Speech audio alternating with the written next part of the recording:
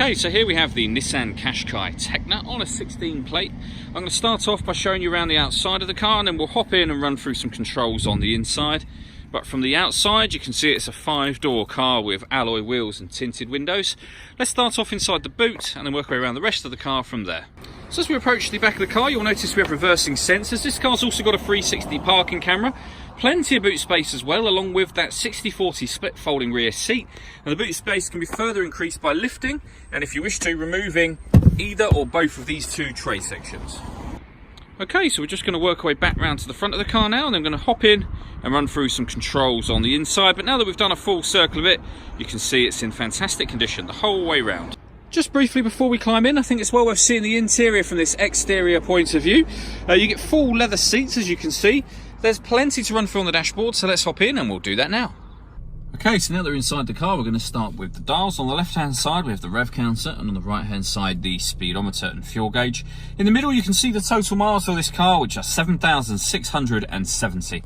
The information displayed above that can be changed using buttons on the steering wheel. At the moment, we've got a digital readout for the speedometer being displayed, but you can change, as I say, that information as you wish. Backing out to the steering wheel, we've got the controls on the left-hand side I was using just a moment ago, as well as stereo controls. And then on the right-hand side, we've got both cruise control and speed limiter, as well as the ability to answer and end phone calls. That is, of course, once you paired up your phone, and that is done on the touchscreen over in the center here. Before we come back to that, you can see this car's got FM radio. It's also got AM and DAB digital as well. On top of that, if you want to listen to your own music, you can do. You can do that via the CD player. There's auxiliary and USB inputs as well, so you can plug devices in via either of those and listen to music that way as well. On top of all of that, we've got satellite navigation on this car. There's a full video showing how that works on both our website and on our Facebook page as well, which are well worth checking out. And we've got the 360 parking camera, which I mentioned when we were at the rear of the car. If I pop the car into reverse, you can see we've got a reverse camera on the right-hand side. And on the left-hand side, we've got the bird's eye view, so exactly where the car is currently parked.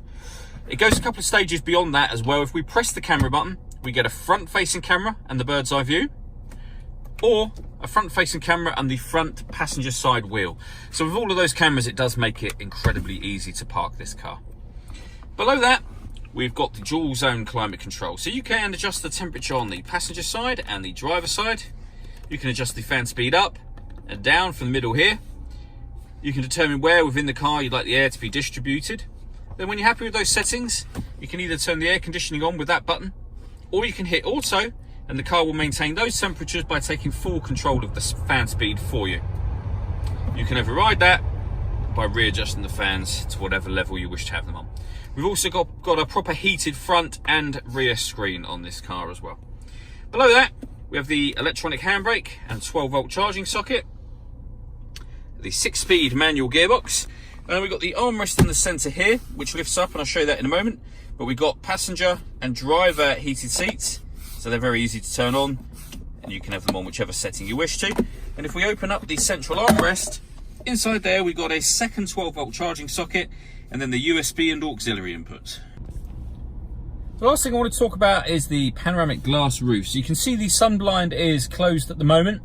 There's a button up here. If we give that a push, the sunblind will open all the way now to the back of the rear seats. It will let in a huge amount of extra light, but it does give a kind of increased feeling of space in the cabin as well. All that leaves me to say is thank you for taking the time to watch this video. If you'd like to come and see the car in person and have a test drive, please feel free to call any of our MJA sites. We'd love to hear from you soon.